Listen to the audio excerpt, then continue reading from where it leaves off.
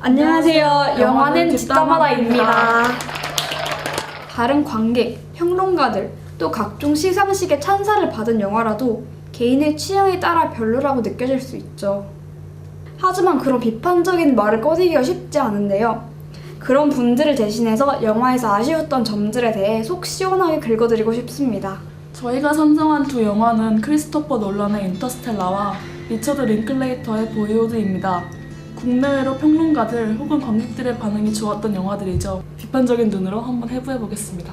그런데 혜준씨, 이 영화들을 깠다가 저희에게 안 좋은 반응들이 돌아오면 어떡하죠? 수희씨, 걱정 마세요. 저희 영화는 뒷담화다는 출연자들의 프라이버시를 보장합니다. 뒷담화의 묘미는 바로 익명성이니까요. 벌써 얼굴하고 이름이 다 나갔나요? 뭐 어쩔 수 없죠. 그럼 첫 번째 영화 인터스텔라 같이 보시죠. Maybe we've spent too long trying to figure all this out with theory. Love is the one thing that transcends time and space. Do not go gentle into that good. 수희씨, 이 노래 익숙하지 않으세요? 글쎄요.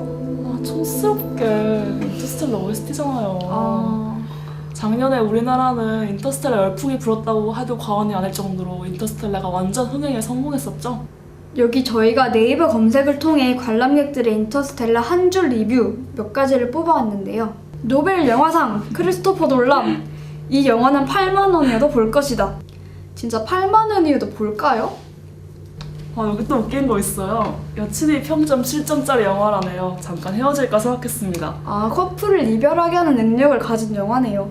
근데 인터스텔라가 이 정도 호평을 받을 만한 영화라고 생각하세요? 사실 저는 인터스텔라를 보기 전까지는 하도 홍보를 해대서 진짜 기존 공상과학 영화를 뛰어넘는 뭔가 엄청난 게 있을 거라고 기대를 했었는데 막상 보고 나니까 기존의 공상과학 영화를 즐겨봤던 사람들이라면 충분히 예상할 수 있는 그런 전개들이 많더라고요. 그 유명한 스테이! 여자를 남긴 5차원 공간 속으로 빨려 들어가기 직전의 웜홀 장면입니다. 웜홀이 진짜 멋지긴 해요. 우주가 중심 소재인 SF 영화인데 안 멋있으면 되겠어요? 근데 그나저나 그 웜홀에 들어가니 마느니 하고 엄청나게 중대한 선택의 기로에 놓인 것처럼 주인공이 고민을 하는데 사실상 웜홀이라는 소재가 등장하는 순간부터 그 웜홀은 들어가라고 나오는 거거든요. 맞아요. 또 새로운 행성에서 만나는 박사 있잖아요. 그 사람 기억나시죠? 그 맷 데이먼 닮은 배우인 줄 알았는데 진짜 맷 데이먼이었던 만 박사님? 네, 그 만 박사 그 사람이 주인공을 배신하는 장면도 레드 플래닛이란 영화에서 등장인물이 주인공을 절벽에서 밀치는 장면이 나오거든요. 이런 것들을 보면 엄청 참신한 영화라고 생각하기는 힘들다는 거죠. 대표적인 우주 영화인 콘택트, 레드 플래닛, 스페이스 오디세이 등등에서 차관한 점이 좀 있다고 보여지네요. 저는 이 영화에서 가장 반전이었던 게 어렸을 때는 진짜 훈훈했던 머피 오빠가 갑자기 아저씨가 된 거였어요. 맞아요. 진짜 머피도 그닥 정변은 아니었던 것 같은데 머피 오빠는 진짜... 저는 이 영화를 보면서 SF 영화일까 가족 영화일까 좀 궁금하더라고요. 분명 장르는 SF고 중심 소재는 우주 같은데 영화를 보고 나면 머피와 쿠퍼의 슬픈 사랑밖에 생각나지 않아요. 맞아요. 주인공이 가장 많이 친 대사가 말! 아니었을까요? 그러니까요. 근데 문제는 또 슬프긴 슬픈데 약간 감정의 개연성이 부족한 점도 있는 것 같아요. 20년 동안, 20년이 아니라 몇십 년 동안 떨어져 있던 아빠랑 그렇게 애틋할까요? 그리고 왜 아버지는 아들을 안 사랑하고 딸만 사랑하는 걸까요? 맞아요. 인셉션에서도 그렇고 놀란 감독은 이런 측면에서 인간의 감정을 다루는 기술이 좀 부족하지 않나 그런 생각이 드네요. 또 이 장면 보면 처음에 아빠가 딸이랑 정말 우연히 모래가 흩어져 있는 모습을 지표 삼아서 찾아간 곳이 알고 보니 나사였잖아요. 나사치곤 경비가 굉장히 허술했죠. 그냥 차로 밀고 들어가니까 부서지고 심지어 들어가자마자 기다렸다는 듯이 비행사를 해달라고 하네요. 그 부분도 있잖아요. 브랜드 박사가 갑자기 사랑 타령하면서 자기는 꼭 이 행성에 가야 한다고 사람을 믿는다고 그러는 부분이요. 맞아요. 그런 부분에서 개연성이 좀 떨어지는 게 있다고 느껴지는 거죠. 물론 영화는 다큐멘터리가 아니니까 개연성이 조금 떨어질 수는 있지만 그래도 짚고 넘어가야 할 부분은 짚고 넘어가야 되니까요. 맞아요. 혜준 씨는 인터스텔라에 대해서 전반적인 평가를 내리자면요. 전반적으로 나쁘지 않은 영화임은 분명해요. 비주얼적으로 훌륭했던 것은 두말할 것도 없고 논란이 4년 동안 공부했다고 하던데 그런 지식이 관객들한테 잘 전달되었을지 모르겠지만 분명 준비한 티가 많이 나는 영화이긴 했어요. 단지 그 지식들이 너무 과포화되어 있다는 느낌은 지울 수 없었고 위에서 언급한 몇 가지 부분들이 아쉬웠기 때문에 저는 10점 만점에 7점 정도 드리고 싶습니다. 그럼 혜준 씨 이제 남자친구랑 헤어지는 거예요? 헤어질 남자친구가 없거든요. 죄송합니다. 저도 사실 없어요. 그런데 저도 혜준 씨의 평가에 공감해요. 물론 인터스텔라에서 표현된 우주의 거대함과 아름다움에 압도되지 않았다면 거짓말이겠지만 상업성을 중시한 블록버스터 영화가 지닐 수밖에 없는 한계를 인터스텔라 역시 많이 가지고 있었다는 점이 좀 아쉽습니다.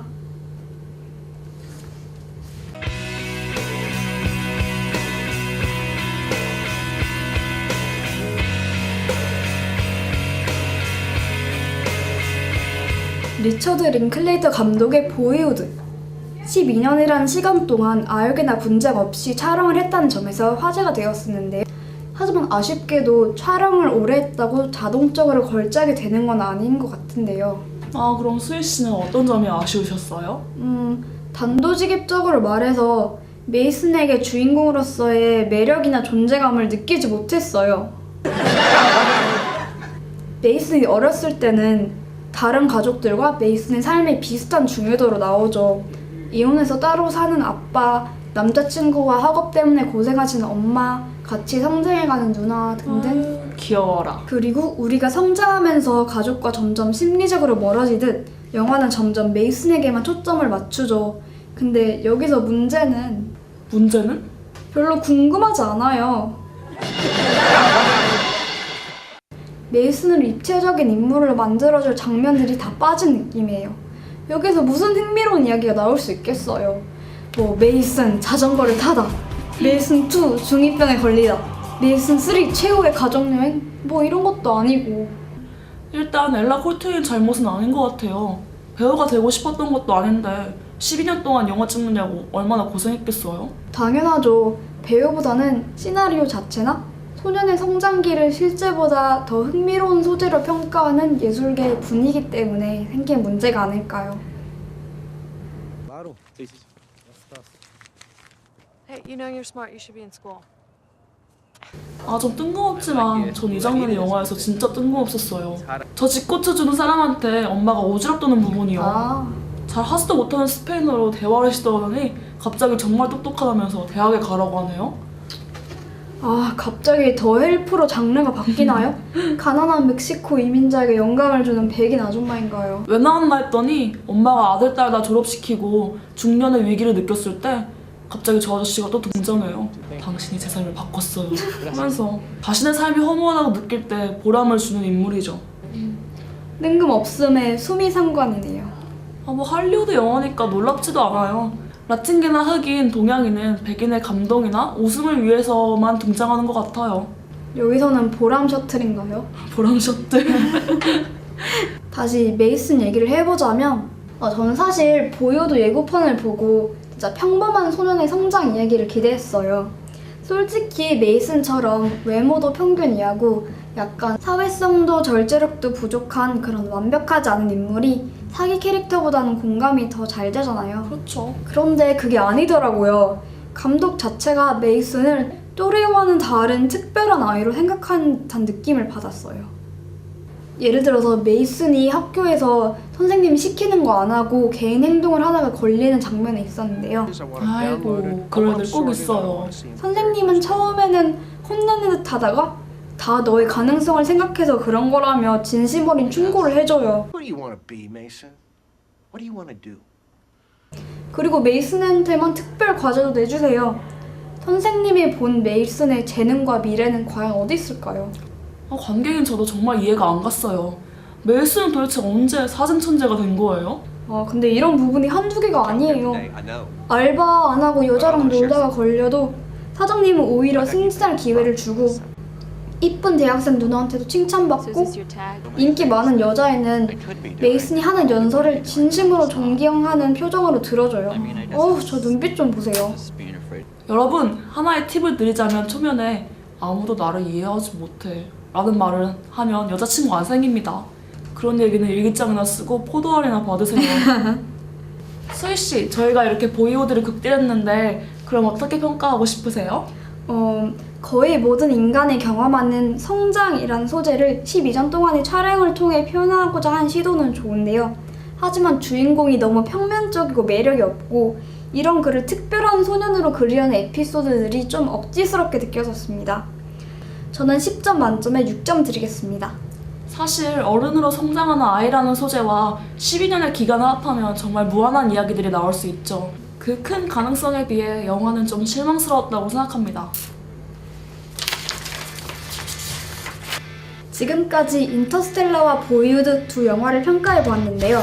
물론 저희의 지극히 개인적인 의견이지만 이 뒷담화를 통해 여러분이 가려웠던 부분이 속 시원히 해결됐으면 좋겠네요. 평점은 숫자일 뿐이잖아요.